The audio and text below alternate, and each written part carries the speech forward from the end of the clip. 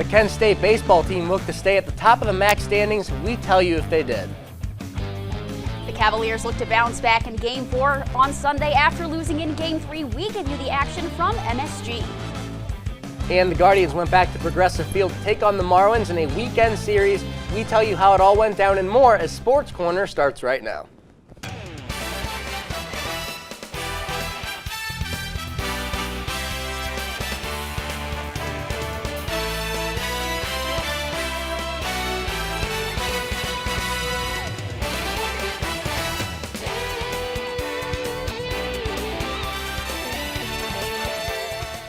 And welcome to another edition of Sports Corner. I'm Matt Mergen. I'm Liv Sharp, and make no mistake about it, the Flashes are hot. When we were on the air last week, Kent State's baseball team was at the top of the mountain in the MAC standings for the first time this season. And Matt, they're heading into the home stretch of the regular season, and the one goal for them is to stay there. They had a non-conference matchup at home against Tiffin earlier in the week, but traveled to Oxford to take on Miami as they look to keep the hot streak alive.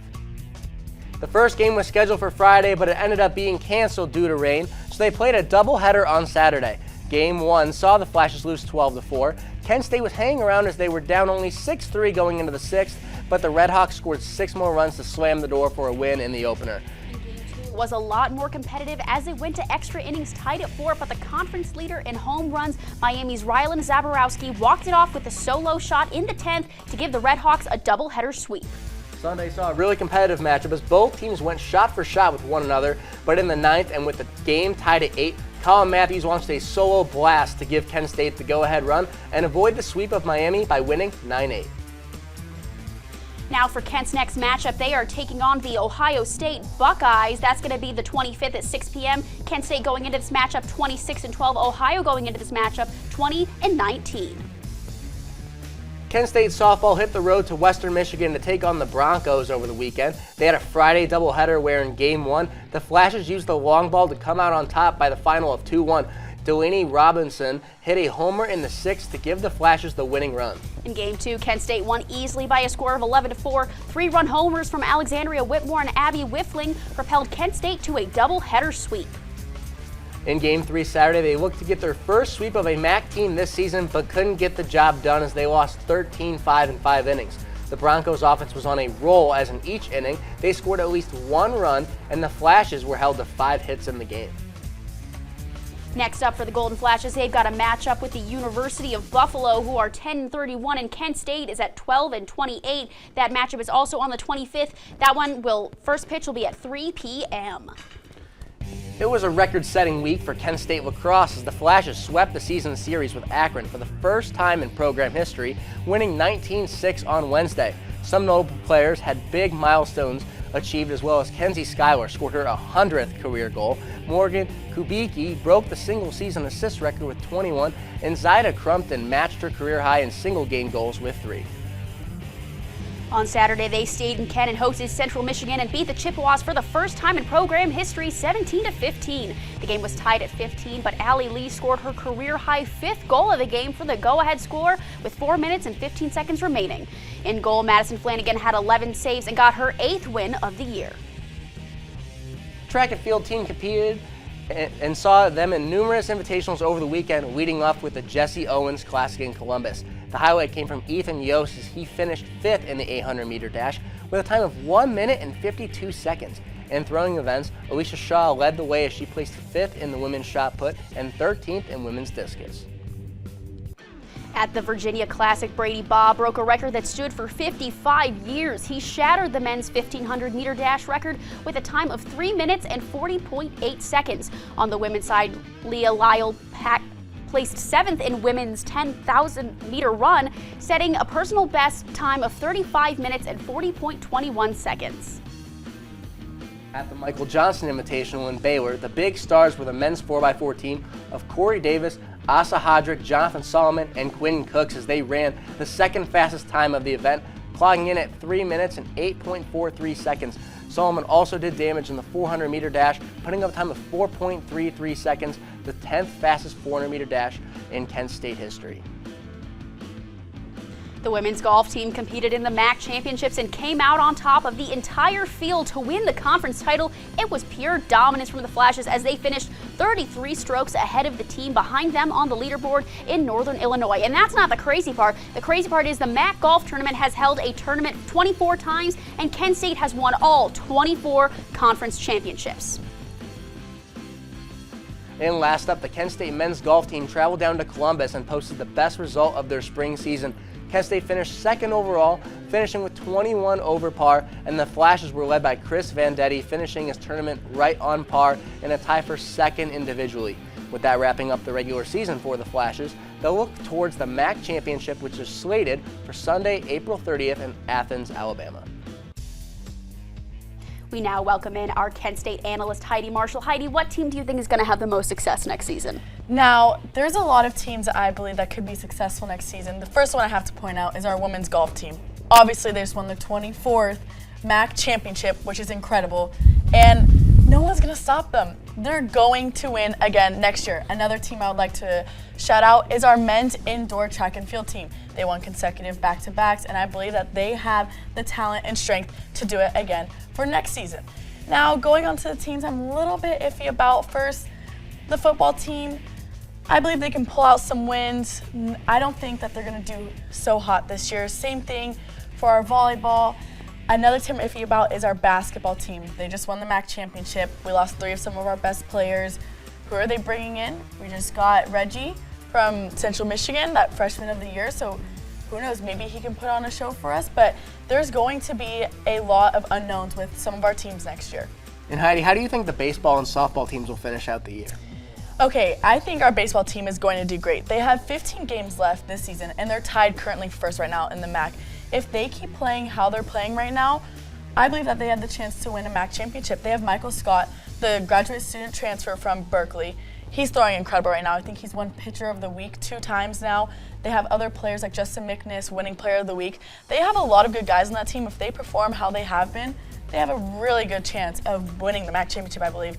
And softball, they're having a rough start this year. I mean, they're 12-28 overall, 7-11 in conference. I believe that the other teams in the MAC right now are just super, super talented, and we just don't have what it takes yet to win right now. And now we will go to Ryan Shanko for his deep dive. And it's T-minus 1 week till the NFL draft. Things just keep getting more and more chaotic. Join me for one final deep dive and a full first-round mock draft. For the last time this semester, I'm TV2 NFL analyst Ryan Shanko, and this is the deep dive. You guys ready for my full first-round mock draft? Well, if you're not, you've got a moment to prepare because tonight we begin the deep dive with breaking news. The Green Bay Packers have traded 4-time MVP and Super Bowl champion quarterback Aaron Rodgers, the 15th and 170th picks in the 2023 draft, to the New York Jets in exchange for the 13th overall selection, the 42nd and 207th picks, and a 2024 conditional second-round pick that becomes a first if Rodgers plays over 65% of New York snaps this upcoming season. This trade has been in the works for months, and now it's official. Aaron Rodgers is a Jet, and the Jordan Love era in Green Bay has officially begun.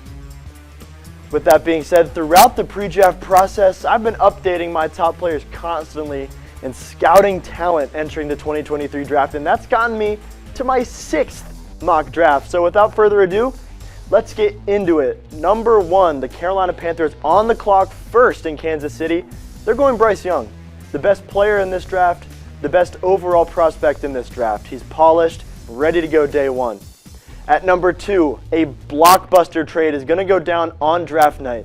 The San Francisco 49ers are going to trade Trey Lance, 2 first-round picks and 2 third-round picks to the Houston Texans for the 2nd overall selection. And with that pick, they're going to take Will Anderson Jr., edge rusher from Alabama, pair him beside Nick Bosa on their defensive line. And I really feel bad for any team trying to stop that defense. At number 3, the Cardinals are going to go with Tyree Wilson, edge rusher from Texas Tech. Dude has crazy power and upside. He just needs to work on his power rushing moves and finesse a little bit. At number 4, the Indianapolis Colts are going to take Anthony Richardson. They're going to be the team to swing for the fences with the most athletic quarterback prospect we have ever seen. At number 5, the Seattle Seahawks. They're not afraid of Jalen Carter's pre-draft struggles and that one little run-in with the law. They're going to take him at number 5 to anchor their defensive line. At number 6, the Lions get Christian Gonzalez, the best cornerback prospect I've ever seen, to lock up their back end. At number 7, the Raiders, they're going to take Devon Witherspoon, the second best corner in this class. He's a hard-hitting, physical corner. He's going to go really well with that defense out in Vegas. At number 8, the Falcons going to try to protect Desmond Ridder, protect their quarterback. They're going to take Peter Skoronski out of Northwestern. At number 9, the Bears are going to make their defensive line a whole lot better. They're going to take Miles Murphy out of Clemson. He, at one point in this pre-draft process, was my top player. At 10th overall, the Green Bay Packers are going to make another trade. They're going to send the Philadelphia Eagles the 13th and 79th picks in exchange for that 10th overall spot, and they're going to do something they never did under the Aaron Rodgers era. They're going to take a receiver. Jackson Smith-Njigba, the best receiver in this draft class, goes to Green Bay. At number 11, the Titans take Paris Johnson Jr., a huge tackle prospect out of Ohio State, and we get a little bit of a run on tackles here. The Texans follow up theirs with the 12th overall pick to protect Trey Lance. They take Darnell Wright out of Tennessee. At 13, Philadelphia, after that trade with the Packers, they take the first safety off the board, Brian Branch from Alabama. Then at 14, you're probably wondering that there's one guy I haven't mentioned yet. That's C.J. Stroud. I think he is going to fall. He's going to fall a little bit, similar to Mac Jones a few years ago. The Patriots are going to luck into C.J. Stroud at 14. Then the Jets pick after that trade to get Rodgers. They take an offensive lineman to protect him. Broderick Jones out of Georgia goes to New York. At number 16, the Commanders. They take Joey Porter Jr. out of Penn State. And Pittsburgh fans a little upset with that pick. I know they wanted Joey Porter, but no worries there. They're going to take Mozzie Smith. He did 36 reps on the bench press in the combine. He's a strong, physical defensive lineman. At 18, Dalton Kincaid is a Lion. Not Michael Mayer. It's going to be Dalton Kincaid because of that athleticism. At 19, Bijan Robinson. He's going to go to the Buccaneers. I could see him going a little higher, though, in this draft at the end of the day. At 20, another trade. The Bengals are going to trade with Seattle, and they're going to take Antonio Johnson out of Texas A&M. He can play corner, linebacker, or safety. He's a really versatile player. There is no 21st pick. The Dolphins forfeited their selection due to tampering accusations. And at 22, the Chargers take Zay Flowers out of Boston College. And then we get another trade.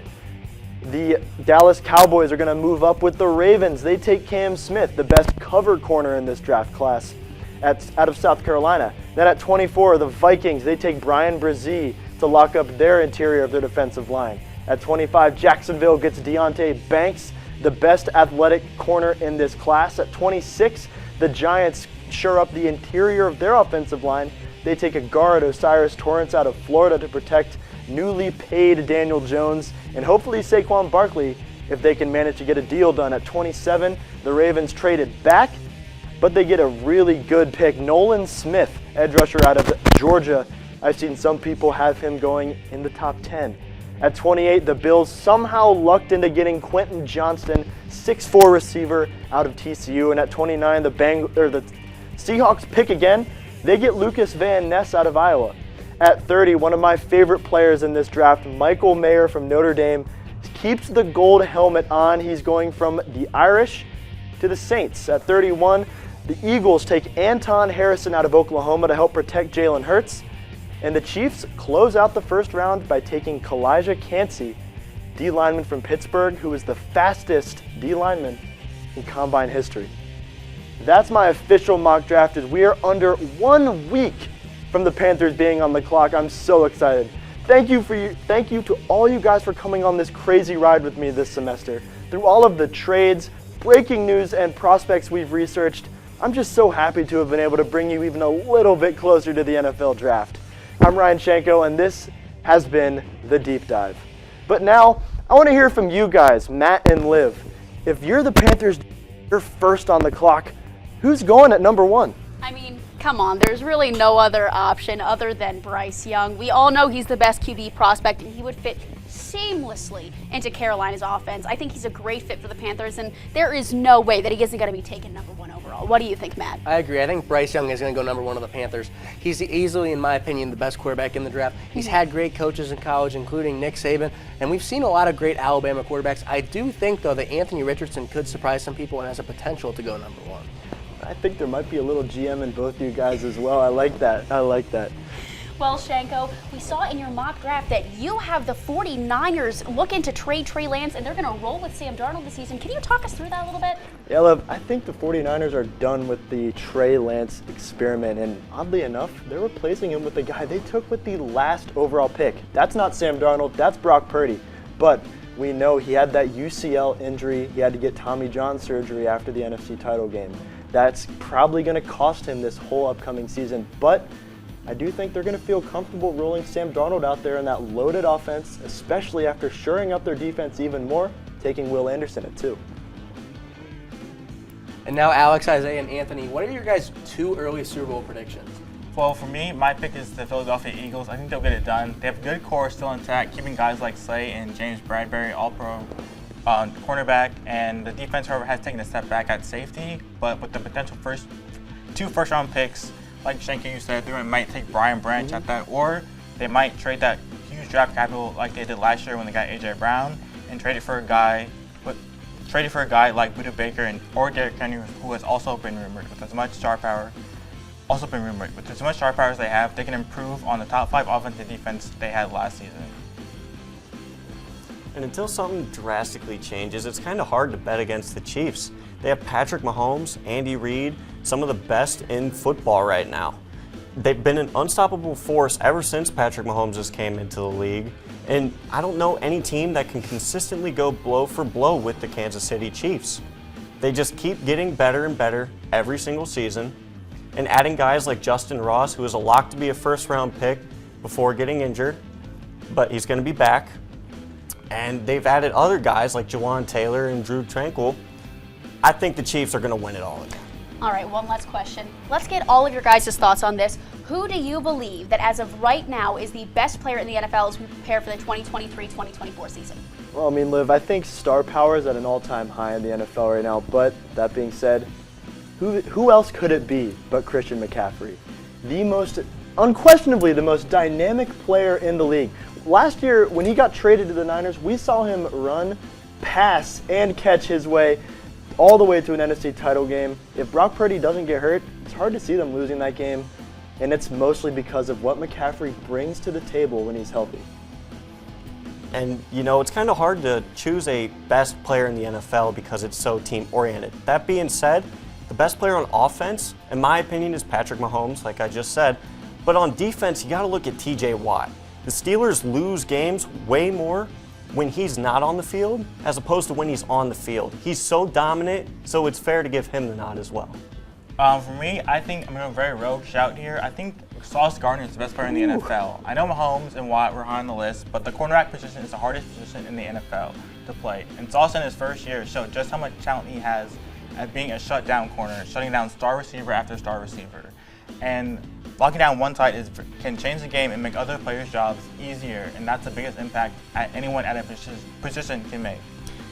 You know what? I really like that take. I think that's a very good call. So now let's transition. You know, speaking of hot takes, let's transition into some hot takes for the next season. Anthony, let's start with you.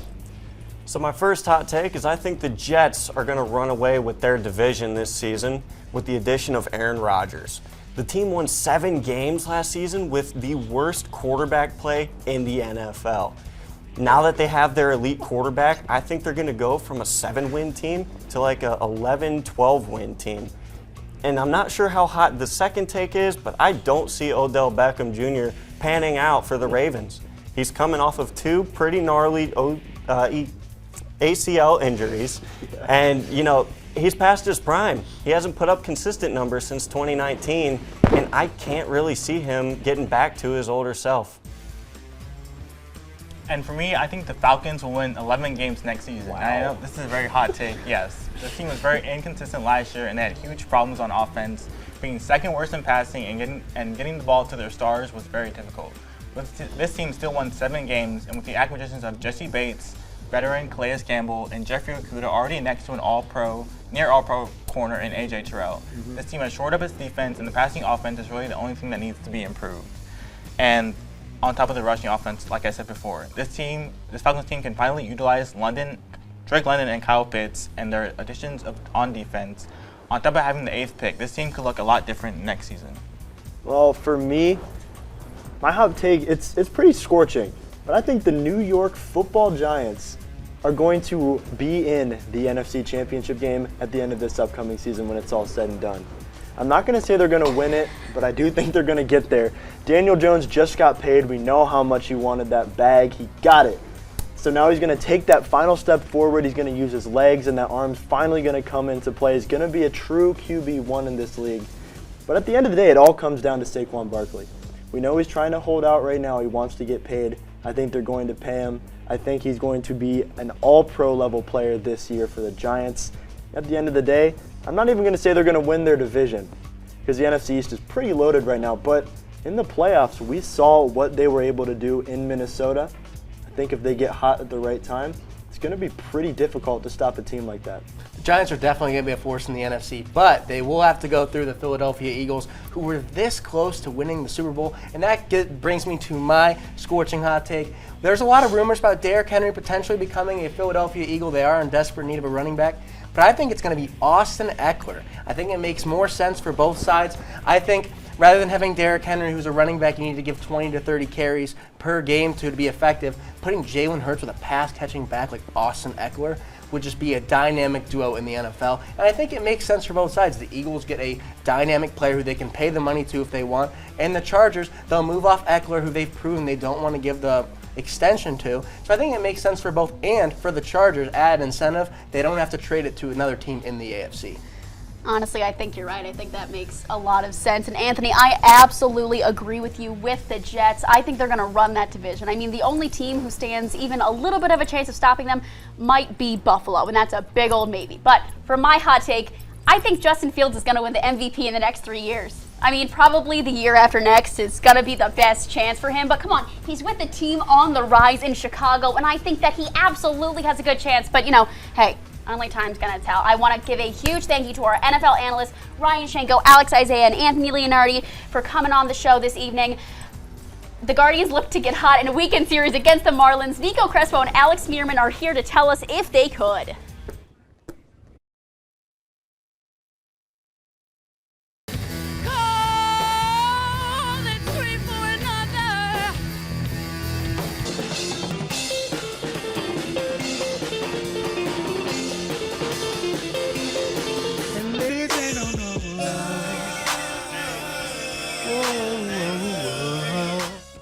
Catch Kent Core Fridays at 9 p.m.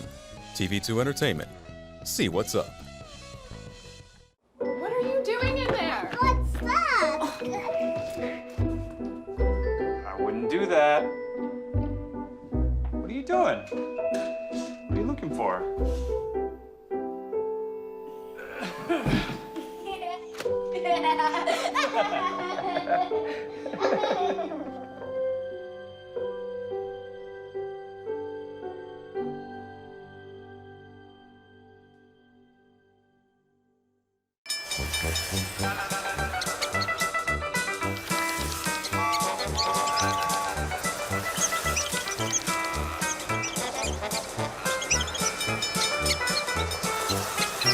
Kids will spend 15 minutes watching online videos like this one. Brushing for 2 minutes now can save your child from severe tooth pain later. 2 minutes, twice a day. They have the time. If I could go back and change it all, I would. I think I'm gonna miss you the most. I'm sorry. I'm so sorry. I'm so sorry. Maybe it's just the little moments. If I could go back and change it all, if I could go back, I would. But I can't. To you guys. Welcome back to SportsCorner. I'm Alex Smearman. And I'm Nico Crespo. After dropping a midweek series against the Tigers, the Guardians look to get back in the win column at home against the Marlins. Let's head to Progressive Field for the highlights. Game 1 of the doubleheader on Saturday. Guardians have Bieber on the mound. Top second, Yuli Gurriel is going to put the Marlins on the board with a hit to left field. Gene Segura is going to slide in safe at third. Marlins take the lead. Still top two. 2 on, 2 out, 2-2 count. Jacob Stallings chops one to Rosario. He can't come off the ball. Segura scores. Marlins are up 2-0 in the top of the second. Bottom 4. Josh Bell is going to put the Guardians on a board with a rocket to the right center gap. Bounces off the wall. Rosario, he's going to be on his horse. He's going to round third. No throw from Arias. Guardians cut the lead to 1. Top 6. Brian De La Cruz smokes one to right center. Gonzalez has a play. He will not make the catch. De La Cruz homers. Marlins go up 3-1. Last year's AL batting title winner, Luis Arias, loops this one into the outfield. 2 runners are going to score. Marlins are going up 5-1 in the top of the 7th. Guardians are going to drop the season opener 6-1. Luis Arias went 1 for 4, 2 RBIs. Brian De La Cruz 2 for 3 with a home run. Yuli Gurriel 1 for 2 with an RBI. Quad 0 for 3. Naylor 1 for 3, and Rosario went 1 for 4 with a run scored. Game 2 of the doubleheader saw Braxton Garrett start for the Fish. Bottom of the first, he's in some trouble. Oscar Gonzalez gets a pitch in the bikini bottom of the zone, and SpongeBob's single sends Miles Straw home for the first run of the game, giving the Guards a 1-0 lead. Zach Plesac on the mound for Cleveland. Garrett Hampson gets a high fastball and finds the alley in the outfield. Nick Fortes is coming all the way around from first. He will score. Hampson is in to second with a stand-up double. Zach Plesac on the mound for Cleveland. Garrett Hampson again batting. And Hampson finds the gap again, this time for a single. Mac athlete John Birdie scores, giving the Marlins their first lead of the game. Bottom of the 7th, Stephen Kwan facing Tanner Scott. Kwan bloops one in for a single. Garcia throws home, but his throw is cut off. Tyler Freeman scores, cutting the Miami lead to 1. Bottom of the 8th, Dylan Floro would get Oscar Gonzalez to line it back to him. He doubles. Jose Ramirez off at first to end the inning, and that pretty much wraps it up for the Marlins. They would win this one up 3-2. Garrett Hampson finished 2 for 4 with 2 RBIs. Luis Arias 3 for 4 with a walk. Garrett Cooper 1 for 4 with an RBI. Stephen Kwan 2 for 5 with a ribby. Oscar Gonzalez 2 for 4 with an RBI, and Josh Bell would record a hit. Guardians look to get one in the series of the Marlins. Took 2 games on Saturday. Logan Allen getting his first major league start is met by John Birdie, who drives one into right center, gets it over the wall. Marlins take an early 1-0 lead. Bottom 3, Jose Ramirez smacks one. That's going to clear the wall for a 2-run home run. You know, bro, home run pitch. Guardians aren't done yet. Josh Bell heard all of the complaints and clobbers this ball to left. Guardians go back to back, 3-1 in the bottom of the 3rd. Bottom 7, runners on the corners. Will Brennan, he's going to chop it to the first baseman. First baseman is going to throw home. Fortes throws it away, trying to get Rosario at third. Rosario is going to end up scoring. Guardians are going to go up 6-1. Top 8, Karinchak letting 2 runners on. He's going to throw a fastball to Avisail Garcia. He's going to smoke one to center for a 3-run bomb. Marlins are going to cut the lead to 2 in the top of the 8th. Top 8, looking for insurance. Who else but Jose Ramirez smacks one to the gap. Rosario on his way around third. The throw is late. The Guardians are going to go up 7-4 and close out the series on a high note. Rosario went 3 for 4 with a single, double, and triple. Almost got the cycle. Home run barred him for it. Avisail went 1 for 4 with a home run, 3 RBIs. John Birdie 1 for 4 with the RBI. Jazz Chisholm 1 for 4. Kwan 1 for 5 with a run scored. Jose Ramirez 2 for 4 with a home run, 4 RBIs, and Josh Bell 3 for 4 with a home run and 2 RBIs. Colorado Rockies face off against the Phillies for their 4th game of their season series, bottom of the 3rd. Cody Clemens whacks one deep to right field. That one is out of there. Solo home run for Clemens. Philly takes a 2-0 lead. That was his first as a Philly. Rockies would rally back, tying it at 2. Ezekiel Tovar with the hit to right field. Colorado scores again, making it 3-2 with runners on first and second after trailing early in the game. Bottom of the 7th. Phillies reclaim the lead, and Alec Boehm is going to crush this pitch. Deep right center field, Real Muto is going to score, and Philly takes a 5-3 lead with a runner on second, and they continue to do damage in the 7th. The very next batter, Bryson Stott, connects on this pitch right here, and no doubt about it, that's a 2-run homer for Philly. They take a commanding 7-3 lead in this game. We're going to go to the bottom of the 8th here. Runner on first. Brandon Marsh at the plate, and he's going to put this game away with a 2-run shot. Homers to deep right center field, 9-3 Phillies, and they would close out the game. The Phillies win 3 in a row and only drop 1 game in the 4-game series for the Rockies. They play the Mariners next tomorrow.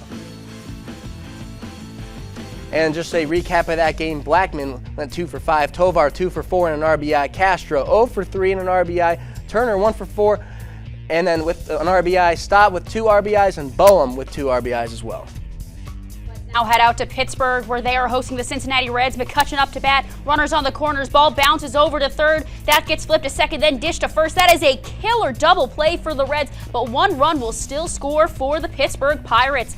We jump ahead to the bottom of the 8th. Fernando Cruz on the bump. Jack Sawinski will line one to right. That's going to score the runner at second, and the Pirates take a 2-0 lead in the bottom of the 8th. David Bednar is going to be out on the bump to close things for Pittsburgh. There's going to be a runner on first, but he's not worried. Stuart Fairchild at the plate, but Fairchild is going to strike out swinging, and the Pirates win their 7th straight game. That is an MLB record by a score of 2-0. Quick recap of that game. Reds, no run scored. Pirates have 2. Jonathan India went 0 for 4. Myers went 2 for 4. And Fairchild went 0 for 4. Hayes 1 for 4 with a run. Sawinski 1 for 2 with an RBI. And McCutchen went 1 for 4 with an RBI as well. Going to the big city for the Blue Jays, facing off in the division versus the Yankees. Gosman on the mound for the Jays. He's going to strike out Volpe with a nasty splitter on the inside part of the zone. He's going to get the reigning MVP with that same splitter. He's going to check his swing. He's going to get called out. And then Rizzo, he's going to strike out the side with a low fastball. Rizzo doesn't like it. Umpire is not having any of it. Clark Schmidt, he's going to strike out Whit Merrifield with a sweeper. And then Kevin Kiermaier with a cutter at the top of the zone to retire the side.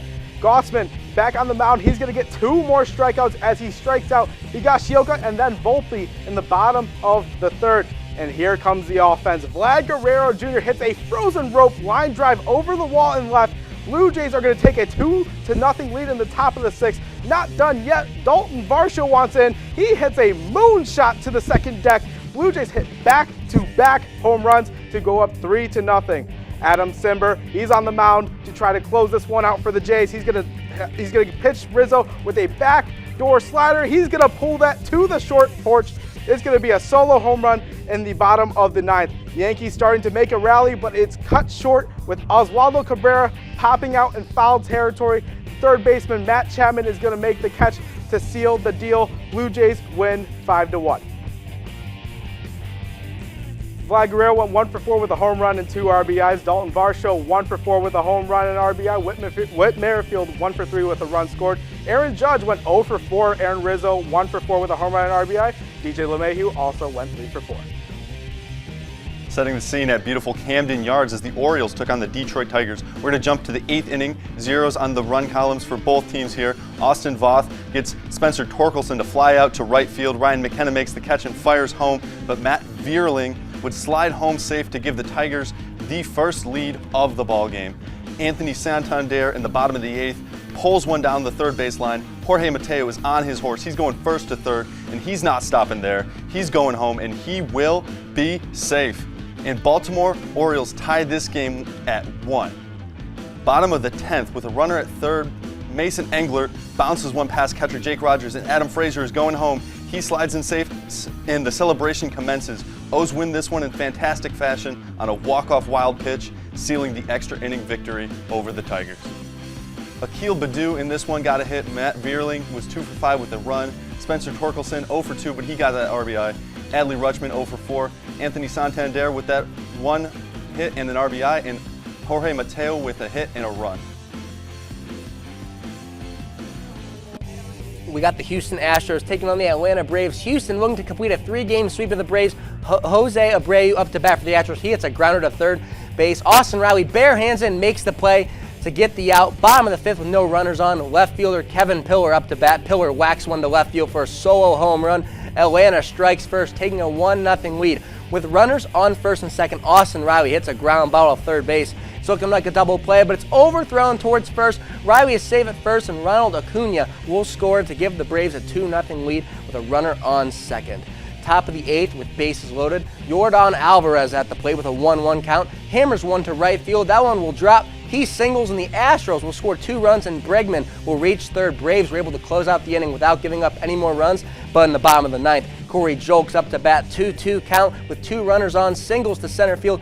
Kyle Tucker scores to give the Astros their first sweep of the game, and they weren't slowing down. Alex Bregman with the bases loaded hits a single to the left, and Jolks scores. Hensley will dive into home. Astros take a 5-2 lead. Atlanta struggling after the early 2-0 lead in this game.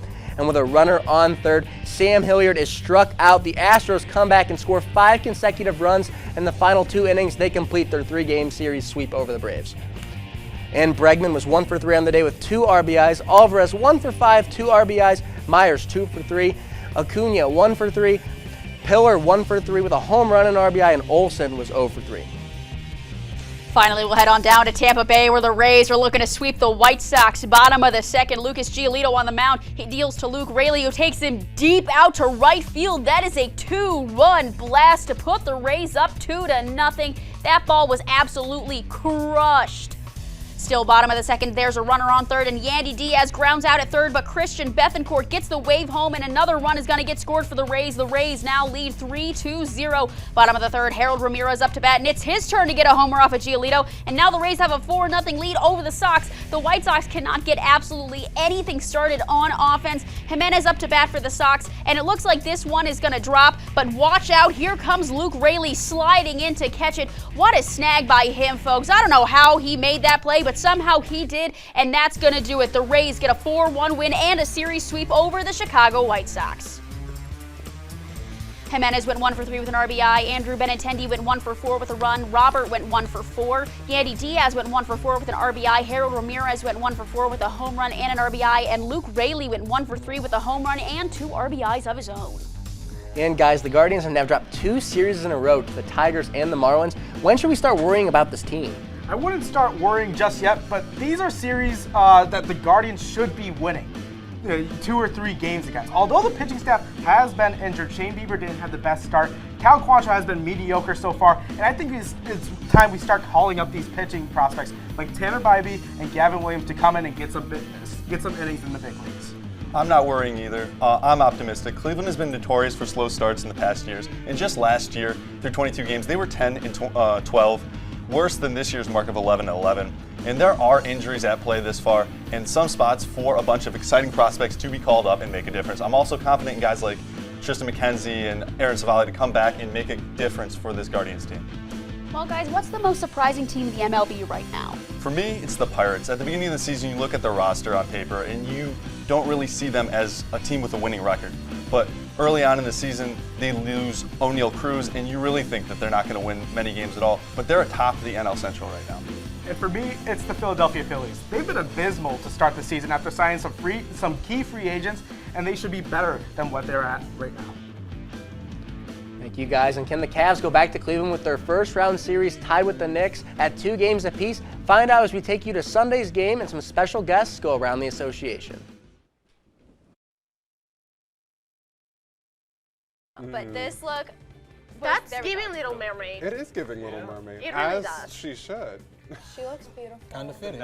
Yeah, it really. I love to see it, and we're gonna ask people around campus what they think of Taylor Swift's new tour. I did with the iconic I Put a Spell on You, and this Yeah. time it's One Way or Another, Oh. which I thought was really cool. Catch the blurb Tuesdays at 9 p.m. TV2 Entertainment. See what's up. Well, Thomas, you've got prediabetes. But with more exercise and a change in diet, it can be reversed. I've tried exercising. It just makes me hungry for bacon. I love bacon, too. And who really likes to exercise? Not me. Me neither. Nobody. So we're good? What? Oh, you still have prediabetes. Big time. We've been here for more than 36 years, at the forefront of a quest that many consider science fiction. To understand the prevalence of life in the universe, because the discovery of life beyond Earth will lay the framework for humanity's next steps to the stars. We are the SETI Institute.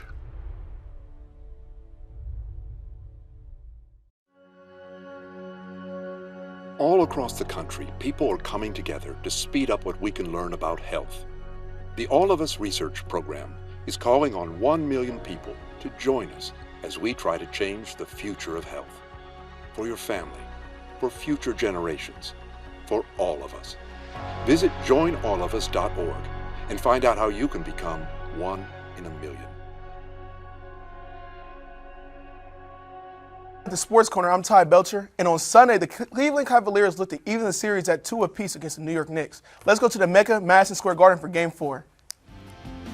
And with fans packing in the Garden ahead of the much-awaited Game 4 matchup, we jump halfway through the first where Jalen Brunson finds R.J. Barrett leading to an easy blow-by reverse layup.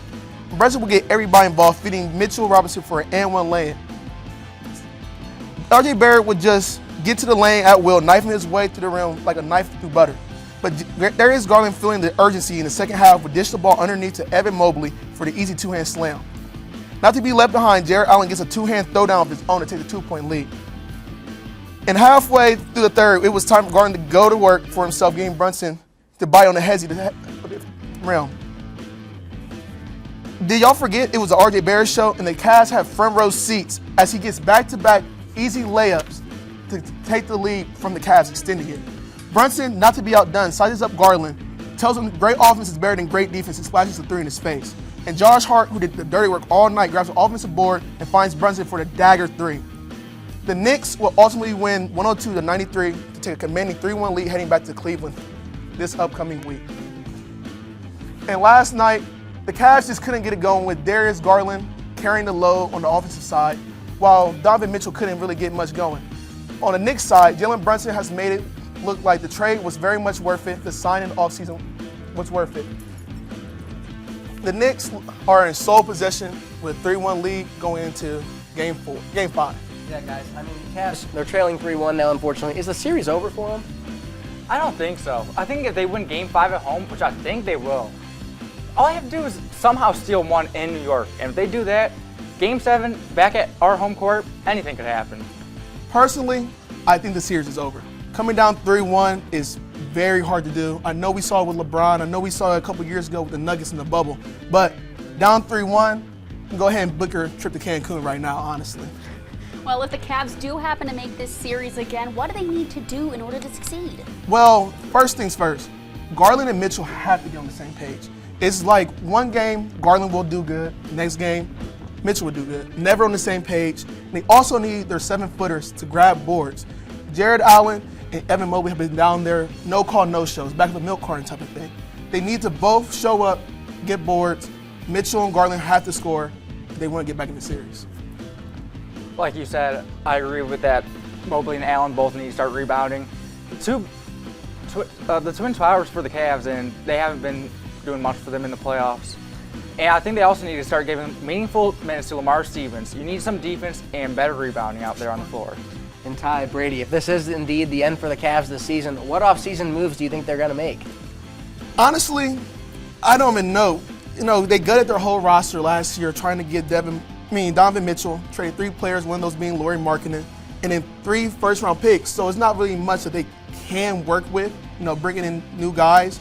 Hopefully, they can get some vets in there, some guys who can play both sides of the ball, good 2 ways. But aside from that, I don't really see much the Cavs can do this offseason. For me, I would like to see a coaching change finally. I'm not a fan of JB Bickerstaff. He repeatedly gets out-coached, and his rotations are very questionable a lot of the time. And like you said, the Cavs, they need to do sign more depth, but they don't have any picks to do it, so. Yeah, for sure. We now head to Philly for Game 4 between Brooklyn and Philly. Brooklyn needs to win to stay alive, and they get what they need. And why not keep the hot start going here, as here is Spencer Dinwiddie, who pulls up from.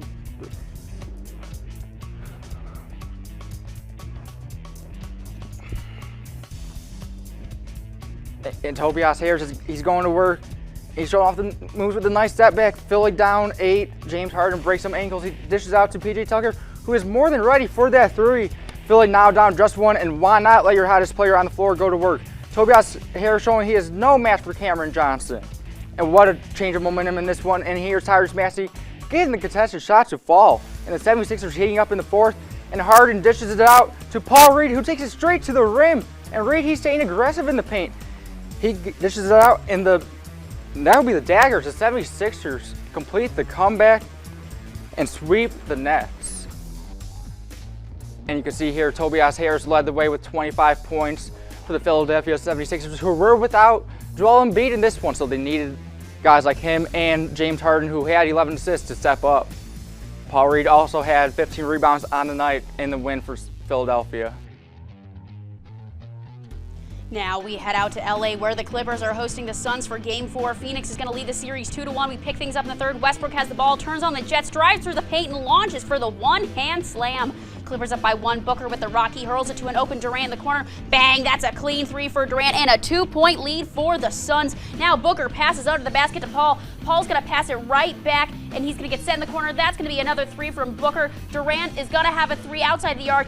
Phoenix leads at the end of the third. Moving on to the fourth. Durant with the ball. Once again, he'll dribble, drive, and hit the jumper, plus the foul. Lots of ball movement here for the Suns. The Clippers are scrambling to find the ball. It ends with Booker, who hits a wide open 3 anyways. It is what it is. Clippers looking to fight their way back. Westbrook has the ball outside the arc. That's cash money right there, and Russ knows it. It was raining threes in Crypto Center. Russ will hit another clean 3 to cut the deficit to 4, but it will not be enough. Paul will snag this rebound, hit the baseline jumper, and the Suns get a commanding 112-100 win over the Clippers. Take a 3-1 series lead.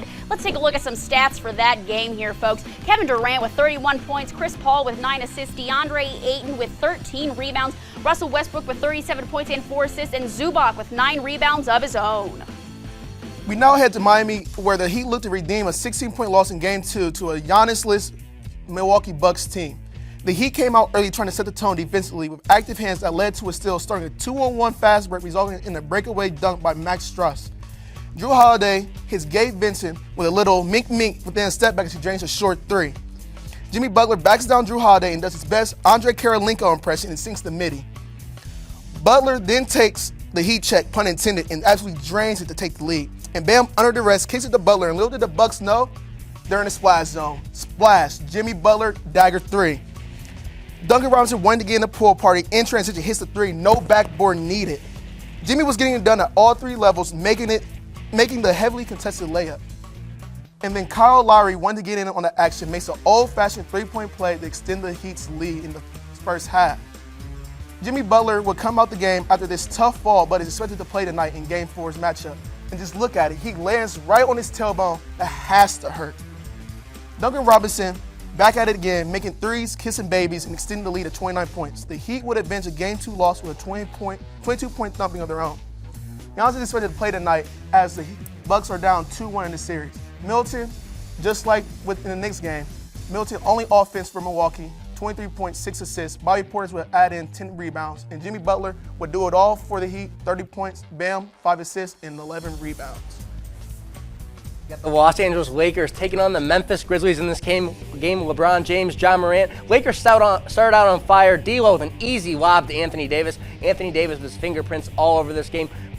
Gets a putback after the D'Lo miss with a 2-hand slam. 24-7 to start the game for the Lakers. Lakers would extend their lead to 24 points, and they weren't slowing down. Anthony Davis with the steal, and a pass out to Rui Hachimura for the dunk. Immediate timeout for the Memphis Grizzlies after an extremely slow start in the second quarter. Austin Reeves continuing to show off in this postseason. Hits the mid-range jumper plus the foul. He's had an amazing postseason. Grizzlies struggled to get any offense going, and it didn't get any easier as Dylan Brooks was given a flagrant 2 for a low blow on LeBron James and ejected. John Morant started going off, but the Lakers defense wasn't letting the lead slip away. Lakers get the steal, 3-on-1 break, and King James with the throwdown.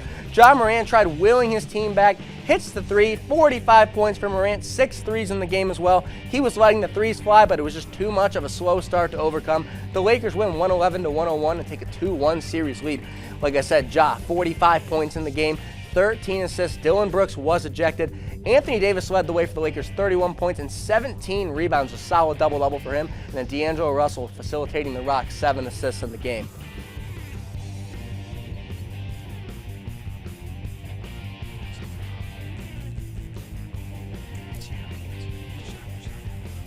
John Collins would go straight down the lane, Hunter would go straight down the lane, finishing with an impassionate dunk. And Jalen Brown would just finish off where Hunter started off.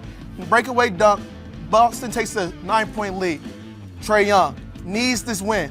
finds the alley-oop to Clint Capella, brings the lead down to 7 points. Hawks need it, down 9. Mink, Al Horford on skates, bam, easy. 9-point lead, Boston, Marcus Smart has to put it away. Dunks, makes a poster, 92-87, late game cheese. And Jason Tatum, welcome to the big dance. Good night, everybody. Atlanta Hawks are out of here. And then Trae Young, hoping to get the team back in, drains a deep 3 from Curry range, splashes it, down 9. Waning seconds of the game. He tries to save the ball, ends up in JB's hands. Good guy gets it, dunk, game over, 49.2 seconds. Celtics will end up winning the game, 129-121 to take a 3-1 lead in Boston, heading back to Boston for Game 5. And Boston will win 129-121, like I said. Jason Tatum, 31 points, Al Horford 5 assists, and Robert Williams will have 15 rebounds of his own. Trae Young had 35 points, 15 assists, doing it all for Atlanta, as DeJounte Murray will have 9 rebounds to lead all rebounders for the Hawks. We now go to the Chase Center as Draymond Green returns from suspension, getting ready for a big Game 4 against the Kings. Bad turnover by Jordan Poole, and De'Aaron Fox is able to take it all the way for the slam. He's able to take advantage of that turnover, and the Warriors, they know that they need to win to tie the series up. And this wild shot from Stephen Curry backs it up as he shows off his magic. The Kings up 7, and Keegan Murray works his way around the screen to hit the pull-up jumper, and the Kings are rolling. The Warriors showing off their ball movement, and of course, it gets to the best shooter of all time who drains it at the buzzer to end the third quarter. The Kings trail to start the fourth, and they get a nice 3 from Keegan Murray here, which helps get them going. And Draymond Green, he's at the top of the key here, and he gets it to Steph Curry, who adds yet another 3 as he had 5 total in this one. It will not stop as he does it again, this time from 26 feet. The Kings, they need anything here, and they will get it from De'Aaron Fox, who absolutely buries that 3. Same story here, 6 seconds to go, Fox in trouble. He finds Harrison Barnes open from 3, but he is unable to hit the game-winning shot, and the Warriors, they hang on to win, and the series tie up at 2. Stephen Curry led the way with 31 points, and like I said, he had those 5 threes. Draymond Green had 7 assists, and Kevin Looney also had 14 rebounds on the day. Two-time MVP Nikola Jokic and the Nuggets taking on the Timberwolves in Game 4 of their series. Wolves took an early lead, but the MVP was making his presence known. Spin move for the Slam cuts the deficit to 5, 20-point triple-double for the Joker. Denver battling back early. Bruce Brown with the steal, one-man slam right there, and he makes a statement. 12 points off the bench from Brown. Nuggets cut to 6. We go to the second half. Denver trailing by 3. Murray finds Aaron Gordon, who gets it back out to Murray. Jamal going one-on-one with Kyle Anderson here. He likes that matchup, and he's going to rise up and hit the 3. He had 18 points in the game. Closing moments of the fourth here for the Nuggets. Michael Porter Jr. gets Conley in the air and splashes for 3. Porter Jr. with his 4th 3 of the game, 25 points. And in the big moments, it's the MVP hitting the fall-away mid-range jumper. Denver would force overtime, but they would follow the Timberwolves in OT. Wolves survive and force Game 5 in Denver, 114-108. Game 5 is tomorrow at 9 p.m. And a recap of that game, the Nuggets did follow the Wolves 114-108. The Timberwolves hanging on in the series, making it 3-1. They picked up a crucial win. Jokic, 43 points, 6 assists, 11 rebounds. Edwards, he came in the biggest moments for the Wolves. 34 points for Anthony Edwards, 8 assists for Mike Conley, and Rudy Gobert with 15 rebounds. And we are now joined by TV2's Jalen Bankston. Guys, who's been the most influential player in the series so far in the playoffs? Well, for me, honestly, I have to go with Jalen Brunson. I have to give him his flowers. I mean, all the expectations that he had from last year, getting a new deal, a lot of people think that he wasn't actually worth that money. And for him to come out into the playoffs and just absolutely just show his dominance, averaging 22 a night against the Cavs, up 3-1, ready to close it out. So for me, I got to go with Jalen Brunson. Me personally, like you said, gotta give our guys some flowers. Russell Westbrook deserves them. Everybody wrote him off with the Lakers, but this series he came in big. No Kawhi, no PG. In the last 2 games, I'm gonna make sure I get this right. He's averaged 34 points, 8 rebounds, and 7 assists, while shooting 54% from the field, 46% from the 3. Everybody thought Russ can't shoot the 3. That was the biggest problem with LA when he was with the Lakers, and 83% from the free throw line. So Russ has tried to will these Clippers back into the series, but all in all, even if they don't win, he deserves his flowers for sure. What team do you guys think has been the most underwhelming this postseason? Personally, I would have to say it's the Clippers. You know, we've been sold on load management will make sure the Clippers are ready for the postseason, and it's shown that load management hasn't worked. PG's out, didn't even play a single playoff game. Kawhi went back-to-back 40-minute games. Now his knees too sore to play these last 3. So it's kind of a yin to the yang. Your body, yeah, it's rested, but it's not used to this. Doesn't have the callus it needs to go 40 minutes a night. So very underwhelming season for these Los Angeles Clippers. It may blow it up this offseason. Well, in my opinion, the team that I have to choose for this year is Cleveland. They had a lot of expectations going into this playoffs. They have been playing really good ball all season long, ended up with the 4th seed. The big acquisition in Donovan Mitchell. They have certain players that are starting to come into their own, like Evan Mobley and Jared Allen and Karis LeVert, and it just seems that it's not really clicking. They had the one game where they all played very well, but other than that, nobody honestly on the team has played any good. Honestly, even Donovan Mitchell going 5 for 18 last time. Like, if your best player is shooting like that, you're not going to win. So honestly, I think the Cavs are done in 5, and they're my most underwhelming team this playoffs. We will see if those two teams can turn things around, but let's now get to our NBA Finals picks this year. For me, I got the Lakers playing the Celtics, another chapter in one of the NBA's most historic rivalries. I think the path is there for the Lakers, LeBron and Anthony Davis. I could see him playing the Celtics again. The Celtics getting there again, once again, after playing the Warriors last season and falling in that series.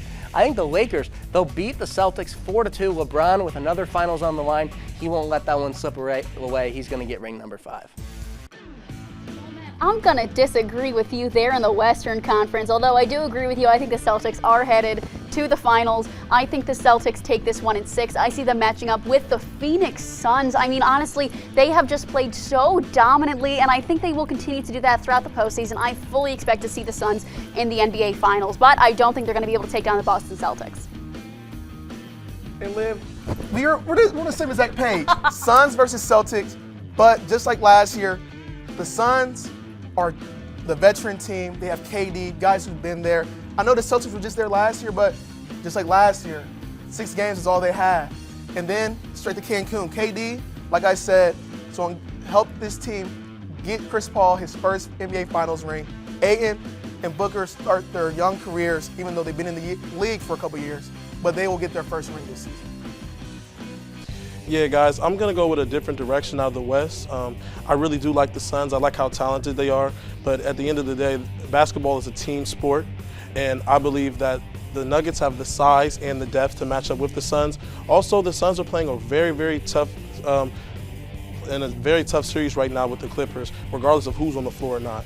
And honestly, I just believe that Boston's the most healthy team right now with Embiid having injuries and Giannis having injuries. I feel as though that they're the best team to come out the East. But ultimately, I think it's their time. I think the depth and the addition of Derek White and other players like that and the new coaching change that the Celtics have had is finally going to get them over the top. And I think Jalen Brown and Jason Tatum get their first ring this year. And there was a lot of exciting NHL action this past weekend. We will recap the highlights and more when we come back. And let him get attacked by long-range enemies. And since he was already at low health, it only took one more hit to take him down, resulting in the second death of the Iron Man. And goes off screen, instead of looping around to the other side, he goes to the next stage of an infinite procedurally generated maze. It's like Bill Nye, the science guy, but better. Catch All Systems Go, Wednesdays at 9 p.m. TV2 Entertainment. See what's up.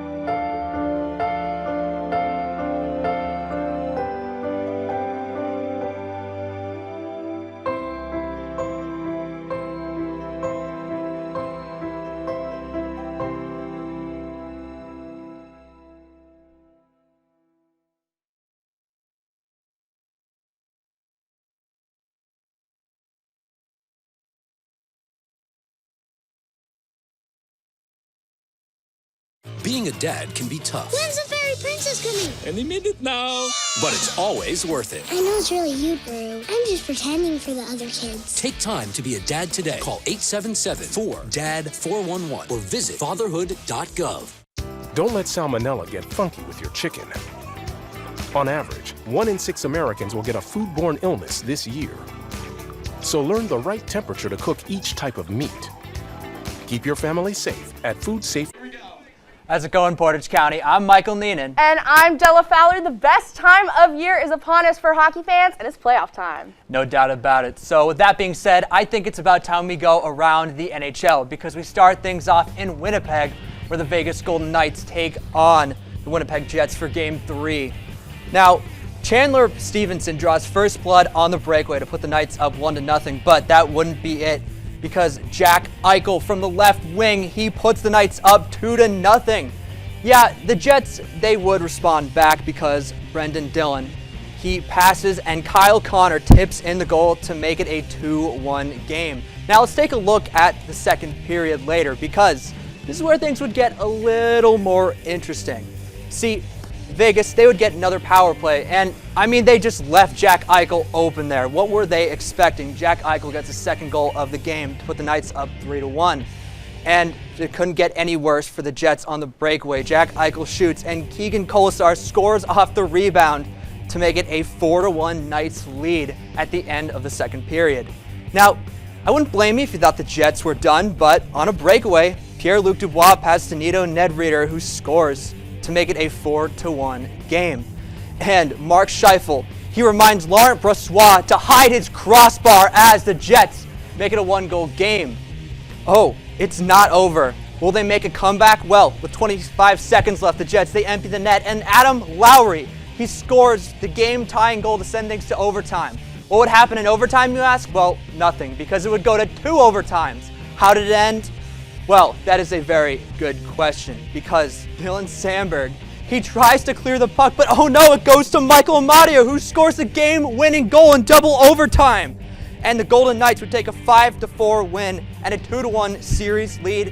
See you in Winnipeg for Game 4. Because as the Knights won 5-4, Jack Eichel, he had 2 goals. Michael Amadio, he had the game-winning goal, including an assist.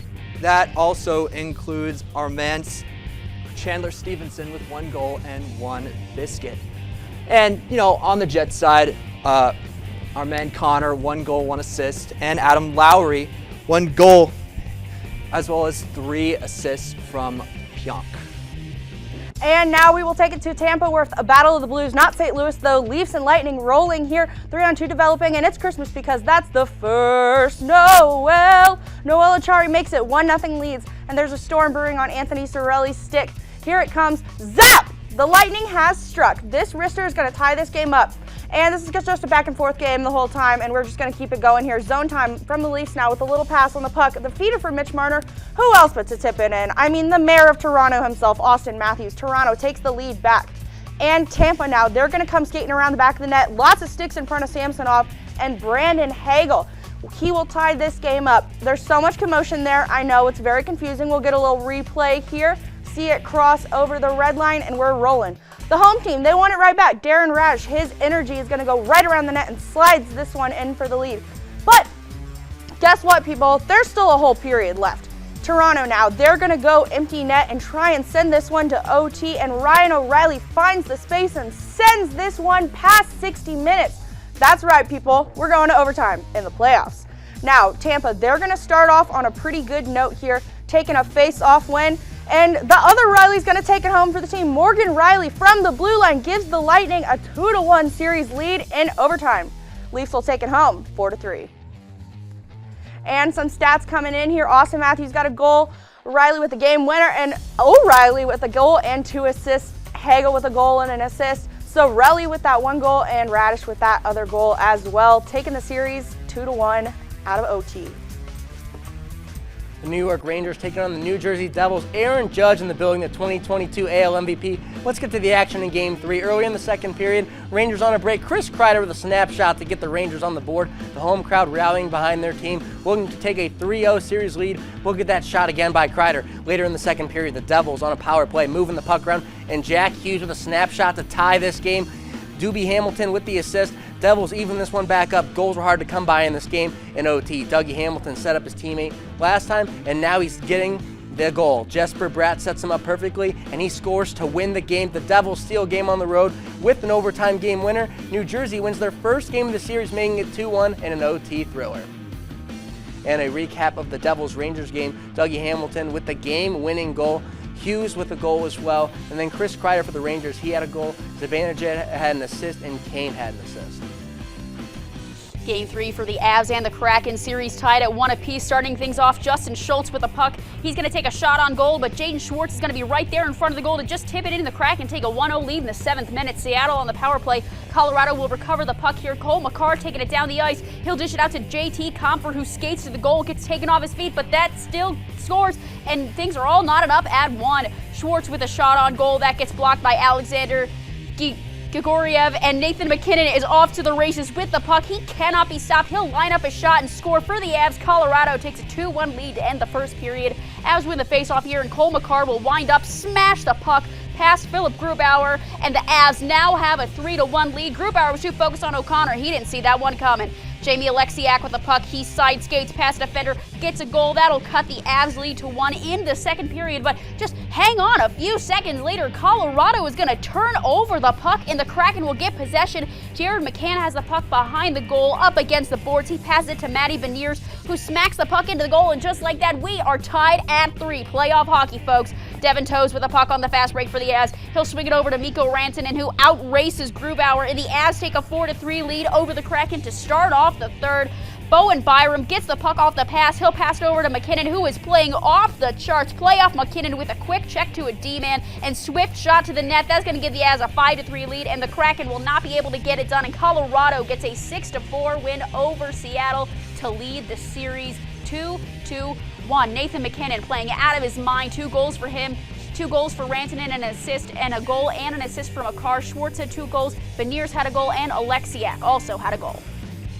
All right, now let's take a look at the Carolina Hurricanes taking on the New York Islanders in Game 4. In the first period, the Canes have a 5-on-3, and, well, Ilya Sorokin can't only do so much because Seth Jarvis scores, but the Canes up 1-0. All right, second period, because on the Canes power play, Stefan Noesen, he passes to the other side of the crease, and Martin Nietzsche scores to make things a 2-0 game. The Canes, as we see on the breakaway off an Islanders turnover, it's a 2-on-1. Mackenzie McEachern, he passes to Sebastian Aho, who scores again.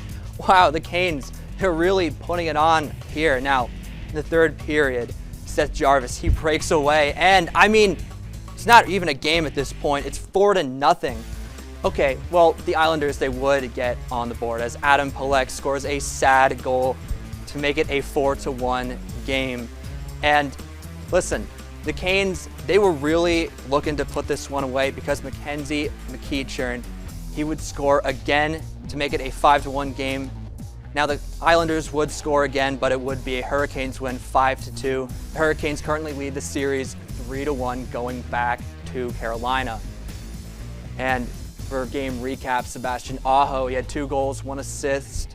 Seth Jarvis, 2 goals himself, and onto Ranta, 27 saves on 29 shots allowed. On the Islanders side, Bo Horvat, the midseason acquisition, he had a goal. Adam Pelech, a goal himself, but not a lot of scoring on the Islanders side of things. And now we will take a Game 4, Bruins and Panthers in Florida. We will start off with, in my opinion, a contender for Save of the Year, Ullmark. He's going to full send his body diving to save that puck, and this shows you why the Bruins have been so powerful all season, and they're going to continue to show their dominance in this matchup. Now, there's going to be a little controversy on the first goal of the game, but we can't live in the past now. Home team on the kill. Hall surging to the slot, and DeBrusque tips it in right over the hip of Bobrovsky, and it is 2-0 from the Bees. Panthers now applying pressure here in the zone on a pass from behind the net. Matthew Tkachuk says ka-ching, and this is a 1-goal game. We are going to go now here to the third period Bruins. They're going to apply some pressure in that Florida zone. Tyler Bertuzzi right in the 5-hole. He's going to make it 3-1 Boston on this little bouncer. It doesn't matter. That was kind of cool if I got to admit it myself. Panthers now, they get another, but so do the Bruins. It's 4-2 here, and we'll take a moment for the breakaway. Wait for it, wait for it, wait for it. Taylor Hall swings it around and takes it home.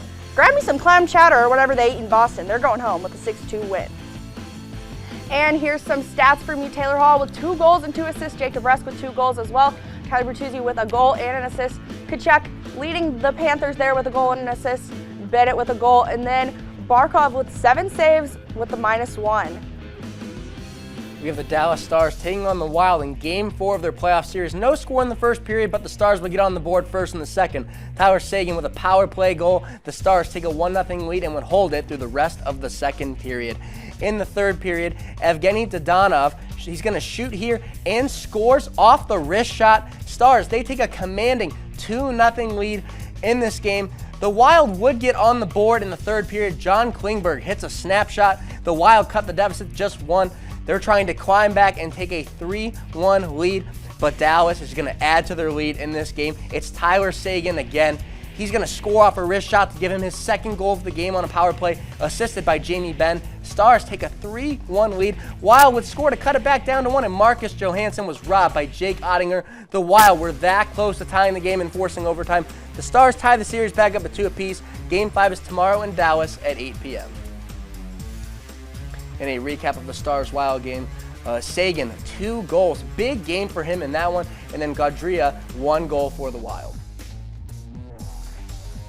Finally, we got the Oilers taking on the LA Kings, who have a 2-1 series lead. Let's go. 10 minutes into the first, Gabriel Velarde will get the puck, guarded heavily by Gabriel Descharnais, but Velarde will still get the shot off. No problem. That's a Kings goal to get the scoring started. 3 minutes left of the first. Victor Arvidsson with the puck near the boards. He rolls around Descharnais. That's another goal for LA, right between Stuart Skinner's legs. The Kings now lead 2-0. LA is on the power play. Kings lose the puck. Descharnais tries to swipe it, but he does not get it, and that allows Kevin Fiala to tap it into Anze Kopitar, who gets it past Skinner, and the Kings are rolling up 3-0.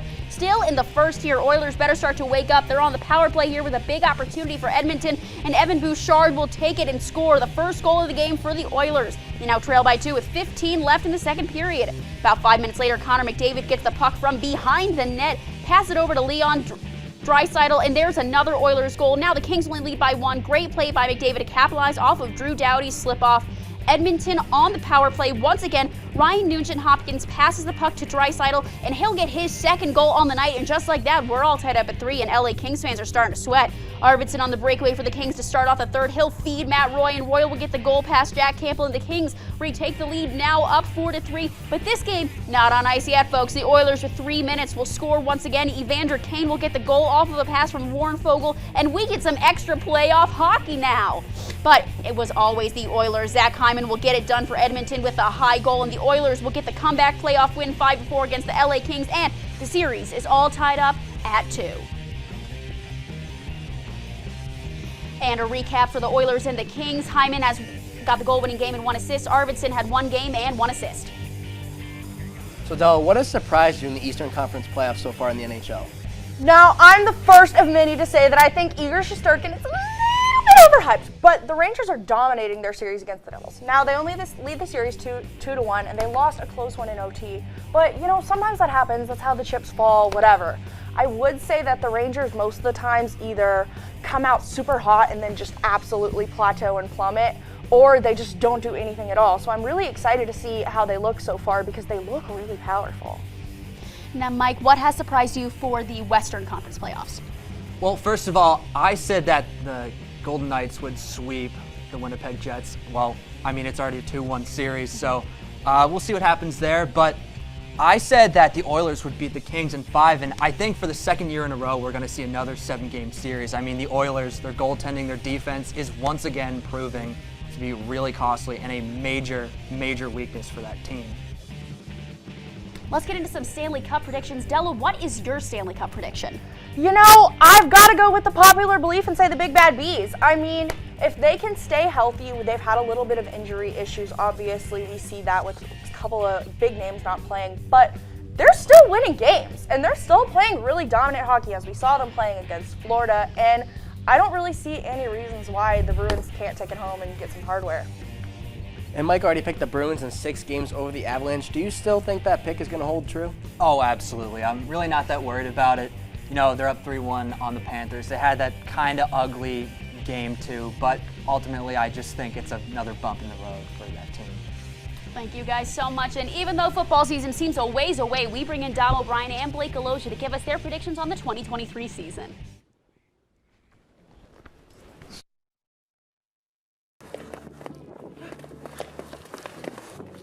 These activities help our young men become very strong. Steps. First, our super secret cyber scanners scan the World Wide Web for field-minded firmware such as your own. My name is Joe Finch, divorce attorney and used car salesman. Catch the agenda Thursdays at 9 p.m. TV2 Entertainment. See what's up.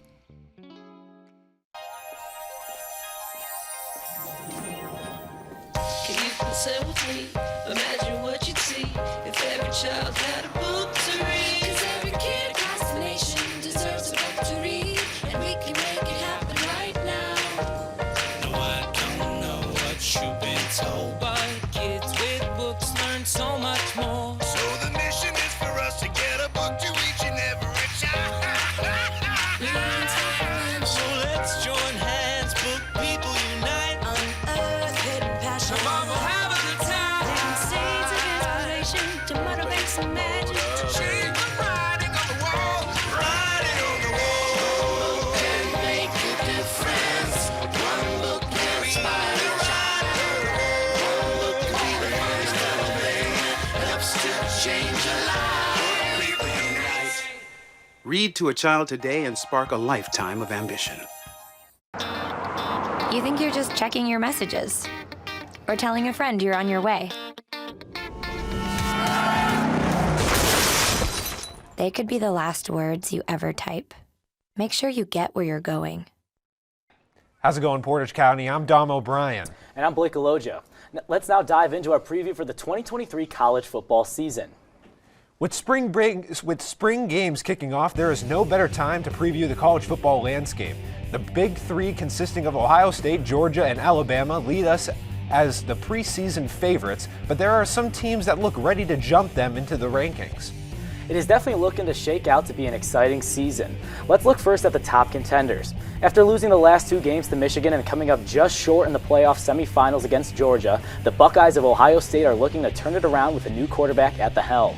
Luckily for Kyle McCord or Devin Brown, they will have one of the best college receivers in the country, Marvin Harrison, to utilize. Just like Ohio State, the Georgia Bulldogs will have a new gunslinger leading the way. Carson Beck looked tremendous in their spring game last week and should have a great running game to complement his play. With tight end Brock Bowers returning and always strong Bulldogs defense, Georgia is in a prime position to go back-to-back. Now let's take a peek at teams that could make some noise in the 2023 season. Penn State is on the brink of being a contender, and a potential Heisman-level quarterback could get them over the hump. Luckily, they have that in sophomore Drew Allar. The Medina graduate went 19 of 30 for 202 yards and a touchdown, and with a dynamic duo of Nick Singleton and Katron Allen on Allar's hip, the Nittany Lions could easily make an appearance in the top 4. Back to the SEC, Brian Kelly's LSU Tigers have talent on both sides of the ball and a very talented quarterback returning in Jaden Daniels. Their physical front seven pulls the additions of transfers like cornerback Denver Harris and former Bama receiver Aaron Anderson. The Tigers could steal the pivotal game at Alabama late in the season. Anyway, how it shakes out, college football season always brings the fireworks. Matt, are you excited? I'm always excited. It's always fun to see how the college football playoffs or how the football season just shakes out in general. Dom, are there any teams that were unranked last year that can make that jump into the top 25? Well, my top 2 right now would have to be Tulane and Wisconsin. I don't know if that's a surprise to anybody, but I definitely think the Green Wave can be part of that candidacy as parting a ranked team that could definitely get into that sequence. They have, of course, Tajon Spears leaving, which will be a detrimental part of their offense, but I think that they can shake it up. And Blake, what's an upset that you could see shanking up the rankings? You know, I could see Texas going into Tuscaloosa and beating Alabama. You know, that's pretty crazy to a lot of people, but historically Texas has been really good against Bama, 7-2 overall. You know, Nick Saban's lost 2 of his coordinators, so a little shake up there at quarterback too with no Bryce Young. Could see either quarterbacks, Drew Allar or Texas quarterback or Arch Manning. You know, distinguished family. Either of them could come off and beat Alabama. And now we're going to take a look at some of the college football early national championship predictions, starting with Dom. Yeah, I'm going to say it's going to be Michigan versus Georgia. I really think that Michigan showed up and showed out this past season, and I think that they can make and take their talents all the way to the big national championship game. As for Georgia, I definitely believe that Georgia can make it back to there, and definitely with Ladd McConkey and Brock Bowers, even with Jalen Carter being gone, I truly believe that they can come back and show out and maybe get another natty under their belt. You know, I think Michigan had their chances against Ohio State and they blew it, and this time Ohio State's going to be that national championship next year. I believe Jaden Daniels will be a top quarterback prospect and propel them in the championship, but they will come up just short to the Buckeyes, and they will win it relying on Marvis Harrison and Travion Henderson to make enough plays on offense to complement that terrific defense. Way too early prediction, Buckeyes 42, Tigers 38. And for my pick, I'm picking Georgia and Alabama. Georgia's going to make a push to repeat. I think they have the roster to get it done. And Alabama, it is a extremely rare occurrence for Nick Saban not to appear in the Final Four teams at the end of the year. I don't think it's going to happen 2 years in a row. I see Alabama getting back there. And finally, I think it's going to be Michigan and Alabama. I agree with you, Matt. Nick Saban is inevitable. I think Alabama's got to go back, and I think they are going to absolutely rout Michigan. I don't think Michigan's got what it takes to win a natty, but they'll make it pretty far. Don't say goodnight quite yet. Our men on the Silver Mountain, Mergen Minute and Sharpest Take are coming up. Hey, did you know that 2.4 million loving cats and dogs in shelters and rescues need our help to find a home? Go to theshelterpetproject.org and search your local shelters and rescues. Go for a cuddle with your next best friend. Adopt. Welcome back to Sports Corner. Let's now close out the semester with our award-winning segments, starting with the Mergen Minute. For my Mergen Minute this week, I want to talk about the upcoming NFL draft for the Pittsburgh Steelers. And most of the mock drafts I've seen, it seems that people are set on the Steelers taking a corner. But I think the Steelers shock a lot of people on draft day and make a trade shipping out Deontay Johnson. The move would be similar to when the Titans shipped out A.J. Brown and then used their first-round pick to select a wide receiver in the first round. I could see the Steelers getting Johnson off the books, who enters the most expensive year of his contract, and then taking Zay Flowers if he slips, or reaching on Quentin Johnston from TCU. Adding a young, talented wide receiver along with George Pickens and Allen Robinson could be just what Kenny Pickett needs to show his talents in the offense. The Steelers already made a few signings to the defense this offseason, and I think it only makes sense for them to give their young quarterback a new pass catcher with a lot of promise. And for my sharpest take, well, this one is the last one, you guys. We've got a lot of ground to cover. I'm going to do some rapid-fire hot takes. Bruins, Stanley Cup champs. That's going to happen. I mentioned earlier in the show I have the Suns and the Celtics in the finals, and I said Celtics, but honestly, I could see this being the Suns' year. And moving on to some baseball hot takes, I no longer expect the Guardians to win the AL Central. With the way the pitching staff is looking and the veterans not being consistent, it's not going to happen. However, I am standing by my Houston Astros prediction from a few weeks ago. They'll bounce back over the summer. They're going to be just fine. I hope you've enjoyed my sharpest takes this semester, and I look forward to them coming true over the summer. For my man on the Silver Mountain this week, I picked Jalen Brunson. Brunson has proved many doubters wrong this season. Some people believed he was overpaid when he signed with the Knicks, and many people didn't give New York a chance in the series, including myself, who thought the Cavs would take it in 6 games. Brunson is averaging over 24 points per game in the series with Cleveland, and he's a pure hooper, doing it on a lot of jumpers, and it hasn't mattered what defense the Cavs throw at him. The Cavs' offense has also struggled in the series. Jalen Brunson and crew have taken advantage in every possible way. A lot of credit needs to be given to Brunson for helping close both games in New York, giving his team a 3-1 series lead. And for my man on the Silver Mountain, it's the man to the right of me at the desk, Matt Mergen.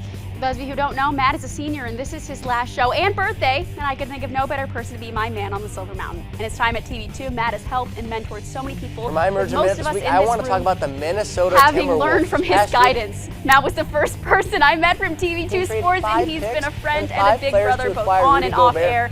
It has been amazing getting to learn from him, and I know we are all beyond excited to see what he does next because he has such a bright future. Congrats, Matt, on an amazing career at TV2, and don't worry, I will take over the mantle as the TV2 Sports Fantasy Football Champ and scrape the barrel in your stead. Thank you, Liv, and it's time for me to say goodbye to TV2. I've been in TV2 since my freshman year of college, and it's easily been my favorite part of my college experience. My first year, I heard about TV2 on the day of tryouts during one of my classes, and ultimately showed up that same day ready to audition. My life would have been so different today if I hadn't made that decision, and I couldn't be more grateful for the friends I have made throughout this experience. I've been on flashcasts and newscasts as an anchor, MMJ, or doing a sports block, but hosting SportsCorner for the past 3 semesters has easily been my favorite part of it all. I want to thank everyone who has helped me and been supportive throughout my journey in TV2, and I'm happy to announce that I will be continuing to sports anchor as I have accepted a job at WFMJ 21 Sports in Youngstown. I'm extremely excited for this opportunity, and I will miss being in the TV2 newsroom working with many lifelong friends. Now on to our good friend Alex Smearman for his goodbye.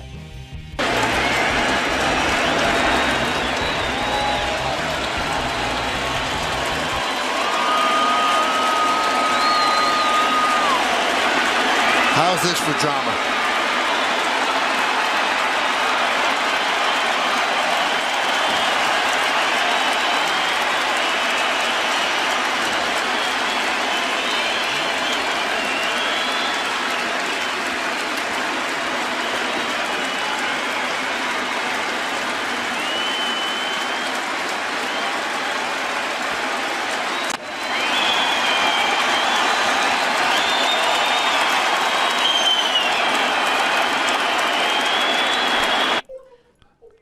Our technical director, Anthony Ross, is wrapping up his final semester here at Kent State. He wanted to relay some words about his time here at TV2.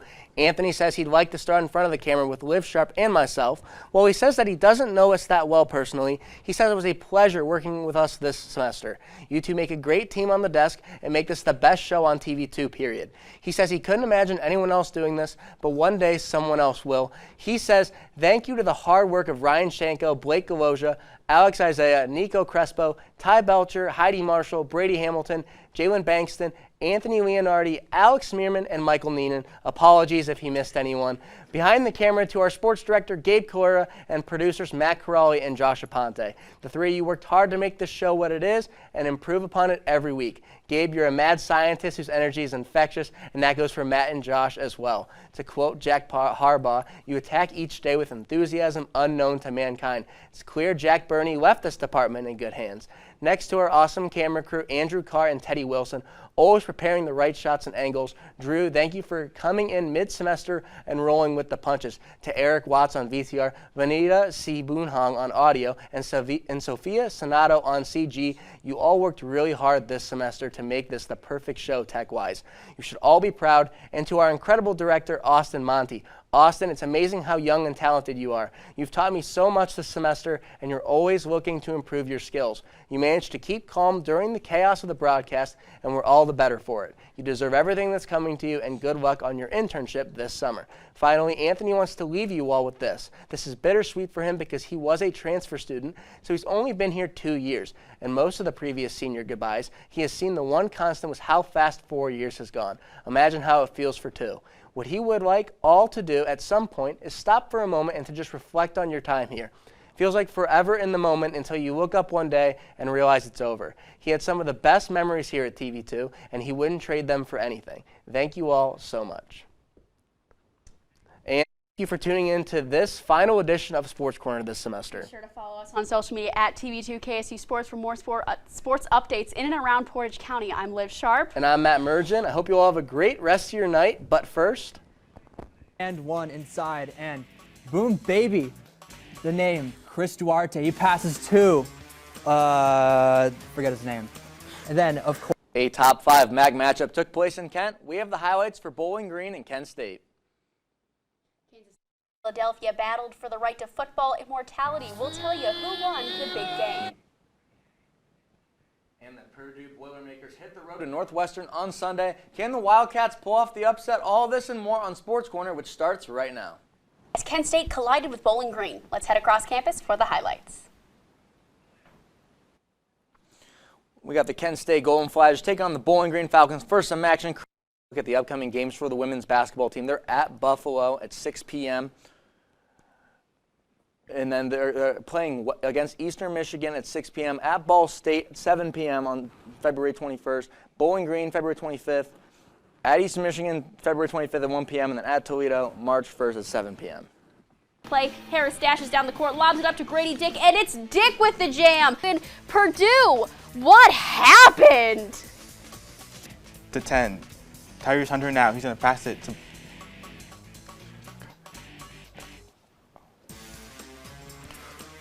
Up 17, Texas. Tyrese Hunter now is going to knock... It's Tatum with a great drive, and he ends it with a two-hand slam on his head. Oh my goodness. Nice. Bang. Right. Bang. He... Catch and shoot 3. Bang. Wiggins and bang. Lead. Bang. He... And bang. That 3 and bang. That... And bang. He's... And bang. But he stops. Bang. He... In the corner and bang. He pauses. Bang. That jumper and bang. That is off and bang. That's it in the corner and bang. That's gonna bang off. What happens next? Bang. Nothing but jumps. Bang. There. Gets right up against Booker. Bang. Skate. Say it with me, folks. Bang. What a screen here. Bang. That's for the key and bangs it and bang at the lane and bang. Bang. He's one.